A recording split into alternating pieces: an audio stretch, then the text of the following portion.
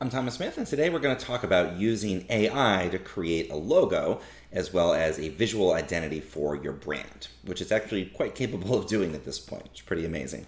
And we're going to do a case study looking at my own publication, The Generator, on Medium. All of the visual identity for this brand was created using AI. I wanted to demonstrate that this is possible. And I also want to show you that The Generator has been successful so far, despite or maybe partially because of the AI branding.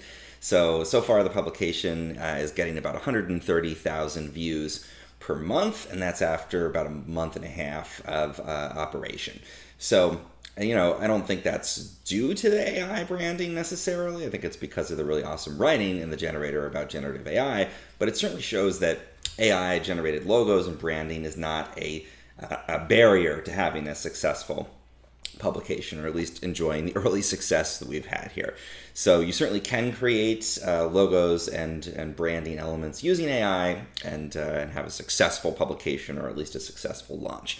So that said, let's dive into exactly what we did for The Generator using AI and how you can use that in your own process to create visual branding. Basically, we were able to create a logo and the visual elements for under $20 using AI. And there's three different pieces that I'm going to share as to how we've been using AI for this visual branding in The Generator. And the first one is creating a logo. So in creating a logo for The Generator, again, I wanted to use AI to make that happen. And so the first thing I wanted to do, though, is define exactly what that brand was going to be. And I think this is a step a lot of people skip. Probably in traditional branding as well as trying to use AI, but it's sort of that old maxim of garbage in, garbage out. If you don't know what you want, no human designer or AI designer is going to be able to deliver on it. So the first step is always defining what your brand is going to be. And so I laid out a pretty detailed branding document. I shared a little snippet of it, that the voice of the brand would prioritize usefulness, education, meeting audience needs. It would be authoritative based on real-world experience, not overly hyped, excitement, but not, breathless sort of praise of the technologies, and sharing surprising information, but not gimmicky information. So trying to set a voice for the brand is the most important first step you can take before you start diving into any kind of visual design elements. And then once you do that process, that's going to help inform what kind of visuals you're looking for. In this case, I knew it's going to be useful and educational. It's not going to have like an 8-bit, dark, hackerish feel. It's going to be something bright, accessible, colorful, but sort of simple and maybe abstract. Not like Hal's glowing red eye or robot, the normal sort of visual metaphors for AI. It would have to be something different. So that first step of branding and defining your brand is super important. And that led into creating the logo. So once I had that brand in mind, then it was, okay, how do we choose a tool that can generate an AI logo? And the two out there that are really capable of this right now are DALL-E from OpenAI and Midjourney. And I find Midjourney is creates these sort of dreamlike, almost video game-like compositions. It's great for certain kinds of illustrations, but I didn't feel it was the best fit for a logo. I find DALL-E is better for these sort of corporate-looking type of things like a logo. So I used DALL-E to create the logo for The Generator. And the specific prompt I gave it was a simple 3-color logo with a network map motif with white space around it. The network map is sort of this colorful visual type of representation of a neural network. The technology behind generative AI, it felt right for the brand. The first attempt, if you're watching on video here, was not good. Sort of a mess. There's like weird text in there. It's flowing off the screen. Doesn't really look like a network map. But the nice thing is you can keep feeding the same prompt in over and over again. So I did that multiple times until we ended up with something that was sort of along the lines of what I was looking for. It's basically a little house shape, essentially, with the nodes of a neural network forming the house. It's colorful. It's simple. The original one, though, still had like weird text at the bottom. It was a little cut off at the top. So I downloaded that. I removed the weird text using Photoshop. I fed it back into DALL-E with the edit mode on. And I used the outpainting function and basically said the blue dot at the top isn't cut off, because before it was cut off. And that put the blue dot back, essentially, and we ended up with a nice logo that's surrounded by white space. So again, defining the brand was the most important step. Once I had that, let's just run the same prompt over and over again until I got a visual direction I liked, make some traditional edits, make some AI edits, and boom, we've got a logo for the publication. My final step was to upscale it using Topaz Gigapixel AI, because the images you get from DALL-E are only about 1,024 pixels square. And with all the white space, it meant the logo itself was even smaller. So I used Topaz, upscaled at 400% using AI. It's a great tool. I'll put an affiliate link in the description down there if you want to grab a copy.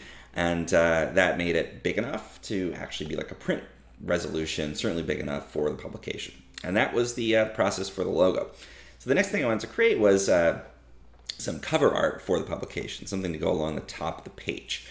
And so what I did was feed in, again, to DALL-E a prompt, hero image for a YouTube page with a network map motif stylized with no text. And, you know, I didn't think it would know what a Medium publication was, which is what the generator is. So instead I set a YouTube channel. So I figured it would kind of have a sense for that.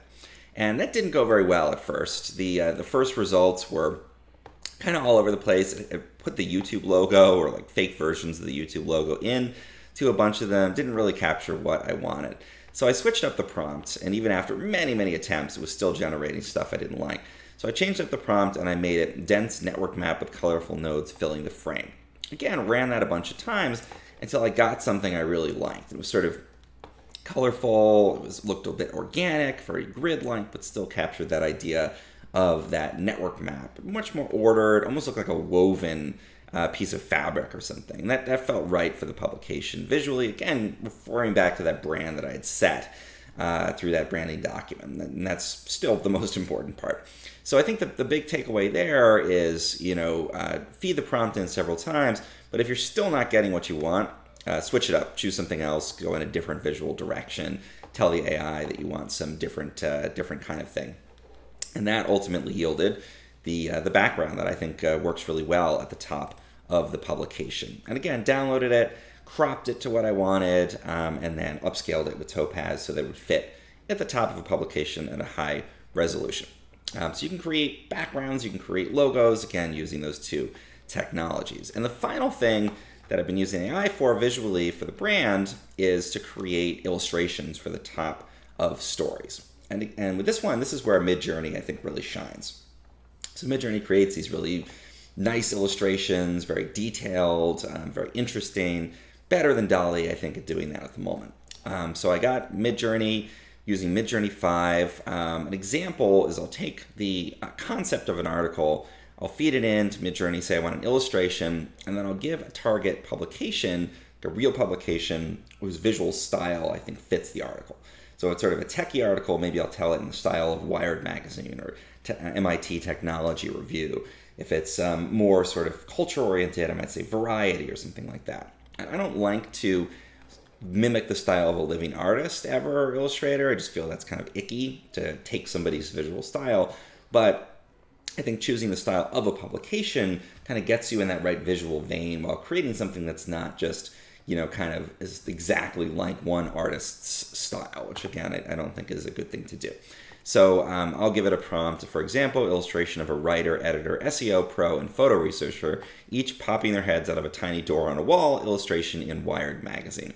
And you can get something that's quite detailed and cool and really fits that brand decently. And you might have to run it a few times to get something out of it.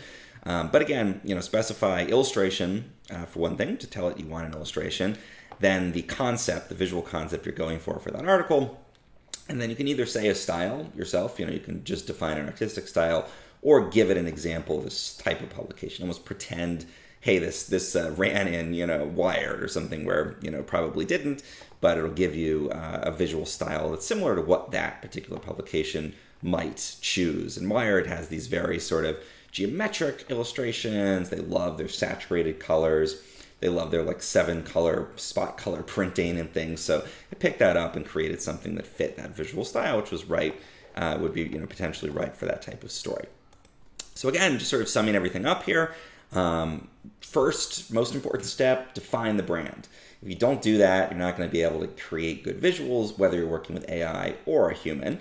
For logos, I like DALL-E. Feed your prompt in multiple times. Don't be afraid to edit something that it gives you. You might have to use the editing and outpainting functions to add if the logo's cut off or something's missing. Use traditional tools or AI tools like Photoshop and Topaz, tweak it, get it into that perfect format. Cover art, same deal. In my case, it was a little harder to do cover art, weirdly, so just run it, change up the prompt, however many times you need to get something you like. And then you can create as many illustrations as you need, really, using Midjourney and those kinds of techniques. Just feeding the description in, the concept, saying it's an illustration, giving it an artistic style or a publication or some kind of direction to use for the visual styling on that. And the cool thing with this, in doing all of the versions of all of the different cover art and everything and the logo in DALL-E, it ended up costing $14.56 is my estimate based on DALL-E image generation fees. So not that much. And then the Midjourney membership for creating basically an unlimited number of illustrations is $10 a month.